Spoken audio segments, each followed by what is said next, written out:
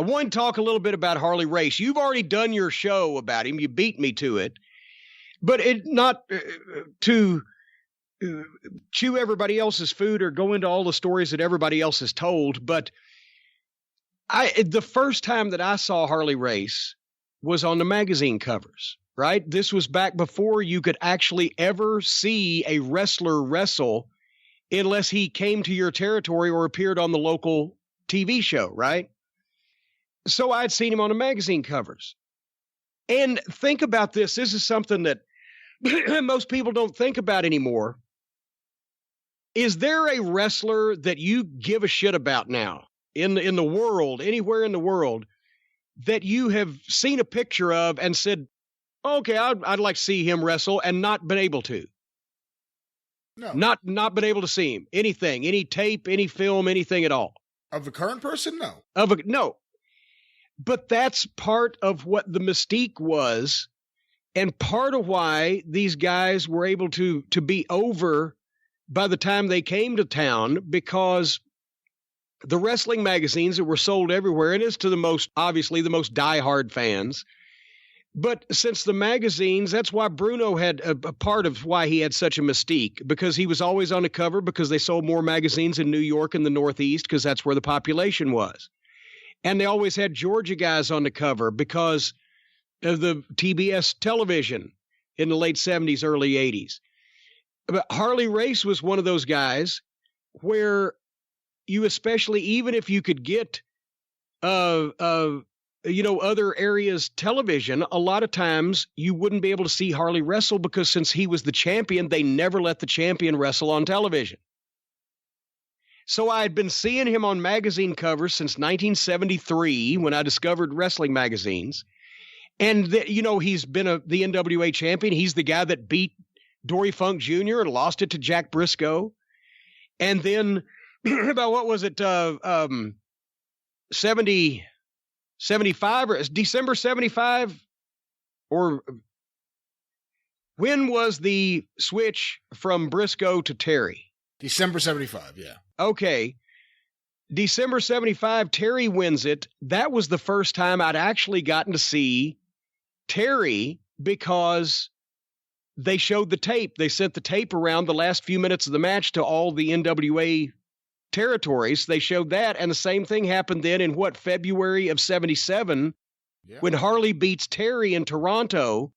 They sent that tape around because they wanted to alert people of the title change. So the first time that I actually got to see Harley Race wrestling, even though it was on tape after hearing about him for 4 years, was on the tape of him beating Funk in Toronto. And to be honest, the last 4 or 5, they probably only showed the last 2 or 3 minutes. It wasn't the most exciting match in the history of the world of wrestling, right? Especially when I'm seeing chaos every Tuesday night at Louisville Gardens. So I was still kind of like, well, now I'm conflicted. But there had not been an NWA championship match in Louisville since 1975. Jack Briscoe defended against Ron Fuller in January. It was the last NWA title match we had had. We never got Terry in 76. They did it in Memphis, but not in Louisville.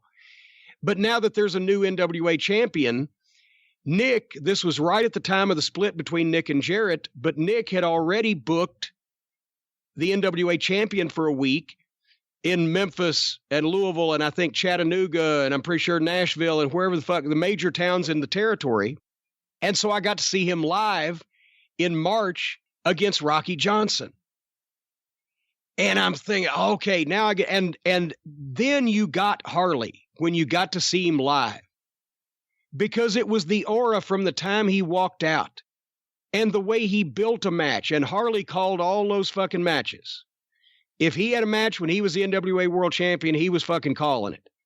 And he worked not only a hard style, and he took the big bumps, but he did it at the right times. But he did the certain deliberate, this is real. The other shit on the card may be phony, but everything here is going to mean something and make sense and look good.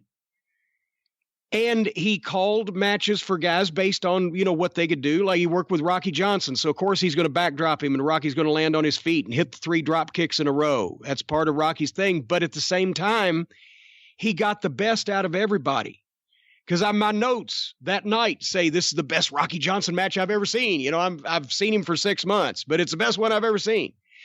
and then when I saw him against Tommy Rich in Atlanta a few years later, it was one of the better Tommy Rich matches I saw. And Harley had that NWA World Championship style match down.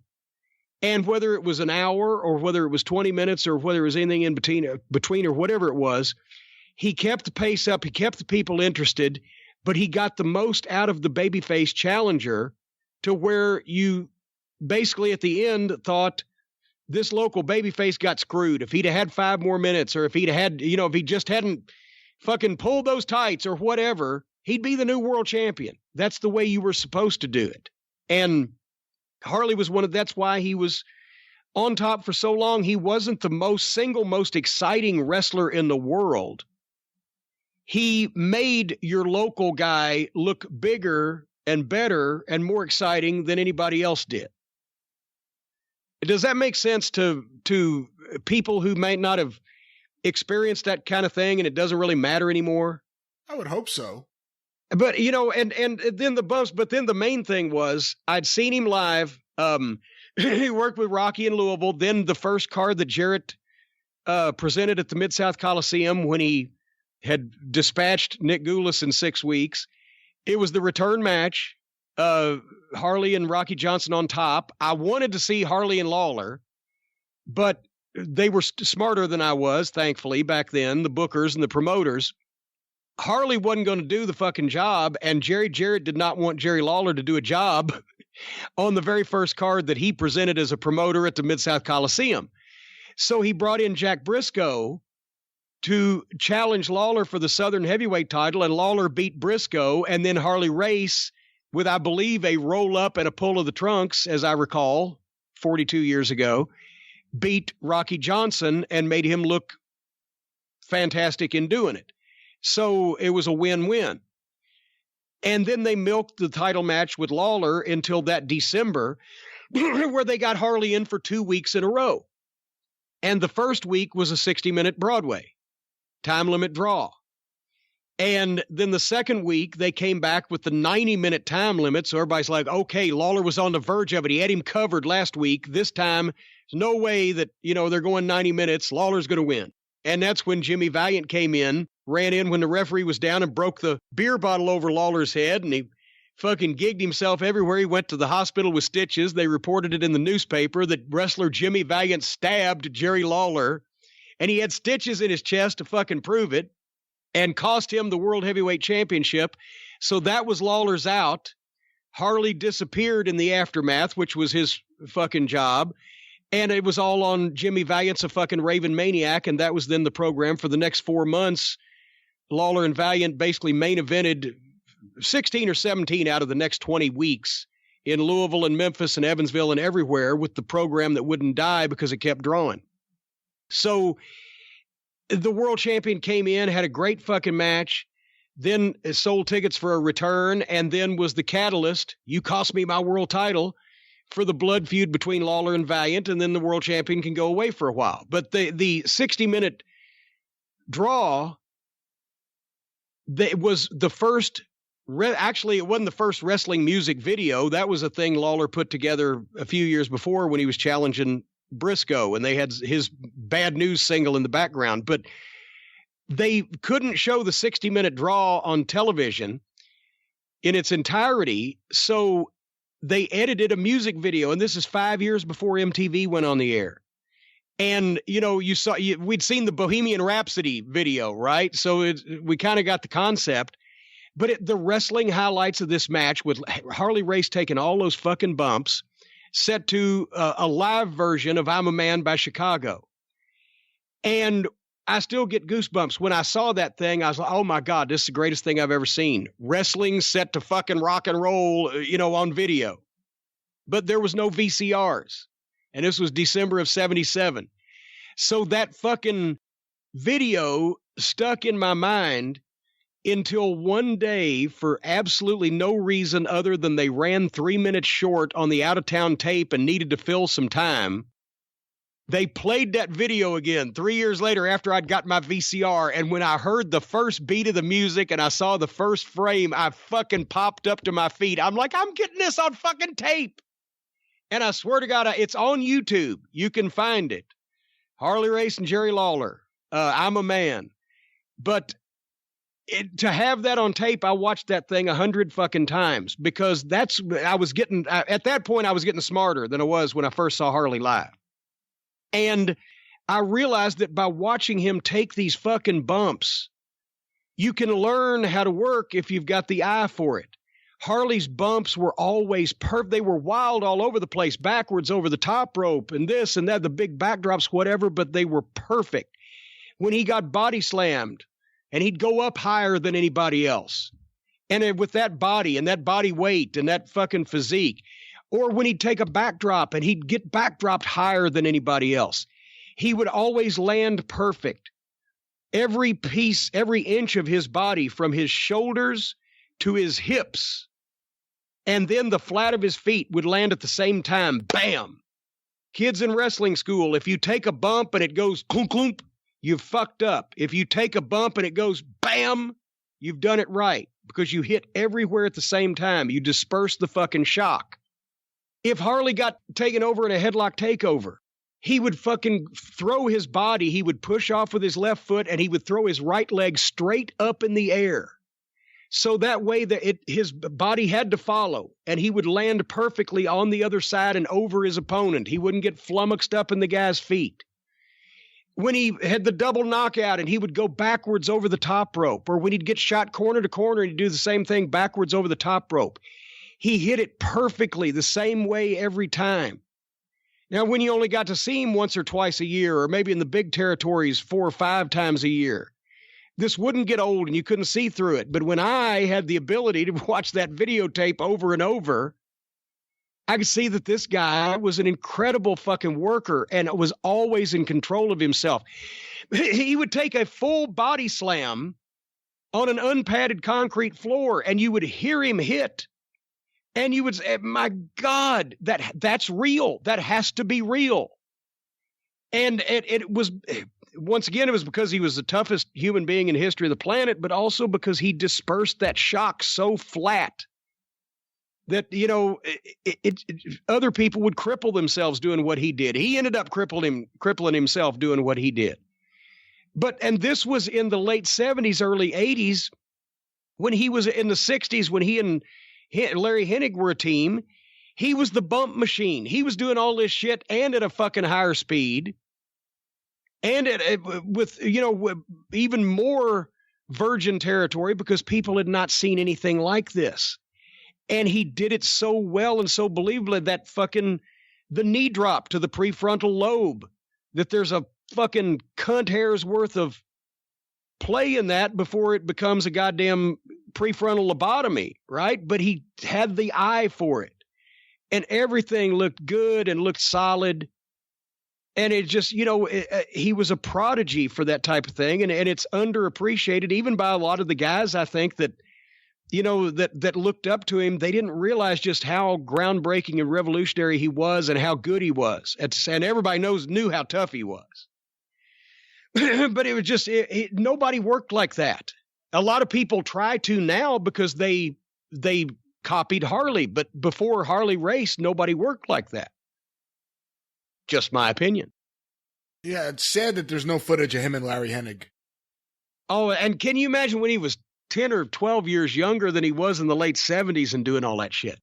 And this was, and I mean, everybody's read the bio. He had a horrible car wreck that killed his wife and their baby son, or no, she was pregnant. The kid hadn't even been born.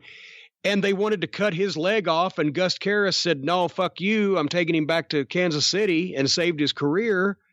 He'd been in boat wrecks. He was stabbed the time that who was it? Those guys were they knocking over the diner or fucking with some woman? In Minneapolis at a diner, he was sitting there after the matches by himself. And these, I think it was like 2 or 3 guys were messing with a woman. He told them to leave her alone. And they said, like, hey, mind your own business. And he just walked right over to them. They pulled a knife. He kept walking. And I think he knocked out one. And then he got stabbed. He knocked out one and then realized that the other one had stabbed him from behind, is the way I heard it, and then turned around and fucked him up too. But anyway, and I'll tell you, when he was a manager in WCW, when they brought him in, so he worked with Luger and Vader. Has anybody told you what he carried around in his pocket of his suit? He had a taser, right? The stun gun. The stun gun. Right? Because it wasn't a taser then. They called them stun guns. I don't know the terminology, but the taser gimmick that the cops have now shoots prongs out, and it has a wire that transfers the electricity, right? It wasn't that. It was the old. It was a cattle shocker thing. Yeah. Is it like it's handheld? It looks like one of the old cell phones. It's about that size, maybe even smaller. And when you press the button with your thumb on the side, you can see the two terminals on top. The arc of electricity would jump from one to the other. And if you zap somebody with that, it was like a fucking stun gun or like a cattle prodder thing. And he had it and he'd come out with it in the locker room and start chasing guys around with it. And he'd be zapping it, zap, zap, zap, and it'd be close to you, right? And everybody was fucking running and putting him over, because it wasn't that Harley was wanting to hurt anybody on purpose or, be a fucking, he was ribbing. To Harley Race is a rib if you fucking got hit with the fucking stun gun. Oh, hell yeah, because it wouldn't bother him. And, he came from the fucking generation like, Don Fargo and Ray Stevens, those guys. Well, you shot me in the leg, but it was only a 22, so good rib. What the fuck? He's fucking, the Steiners would run from Harley Race when he had that fucking stun gun with him. But it just a completely different mindset. And once again, if guys just had the level of respect for the business as guys like that, and when he blew Vince off, when he tried to bribe him in no show in Starrcade and coming to the WWF with the belt, he said, "No, I've got to look at myself in the fucking mirror." It wasn't just and then just Vince tried to tackle him. Well, yeah, the funniest part of the story. What is he thinking? I don't know. I wasn't there. He lost his mind for a second. Harley didn't hurt him, but he sure didn't put it over. But guys had a lot more respect for the business instead of just their business in a lot of cases back then. And then, in Harley, he'd been a promoter. He owned part of Kansas City. He'd been the champion, the highest paid wrestler in the business, him and Bruno. He had respect for the guys that he had done business with all those years, and he wasn't just going to fuck them. And that's the one thing that Vince McMahon, well, it's just business, pal. Sometimes it's more than that. Anyway, and everybody should listen to your Harley show also. But I just wanted to bring those few things up. We go into detail about some of the stories you just mentioned, but also the other thing is just inside the ring, but also outside of the ring. You don't see guys carry themselves the way he carried himself. It's hard to explain, but when I was around him when he came up, I remember for one of the Eddie Gilbert Memorial shows that Dennis did, he still carried himself like world champion Harley Race. He was methodical, like just walking through the hotel lobby. Yeah. So, you don't see anyone carry themselves like that anymore, though. And he wasn't loud. He didn't call attention to himself, but you knew he was there, and nobody wanted to fuck with him. That's, and once again, that's when Andre lets you slam him right on the floor. That Houston clip went around the world twice here a couple weeks ago. That's the kind of respect he had from everybody, and nobody was going to fuck with him except Don the Lawman Slatton. We've told that story before, but that didn't end well for him either. Most of the time, if you fucked with Harley Race, it did not end well for you. And he looks so tough. I mean, in an era before every single fucking guy goes out and gets a tattoo, like when they turn 21 or whatever the fuck happens now. He had tattoos, and they were like in places where, his forearm. Who gets a tattoo in the middle of their forearm? Like him and Mae Young. Like he looked like a badass. Yeah, he looked either like a sailor, a member of the Merchant Marine, or somebody that had, been in fucking jail. But men, when we've lost all the men in the business, now they look like a bunch of simpering little twits with vaginas that need powdering on a regular basis, because they are.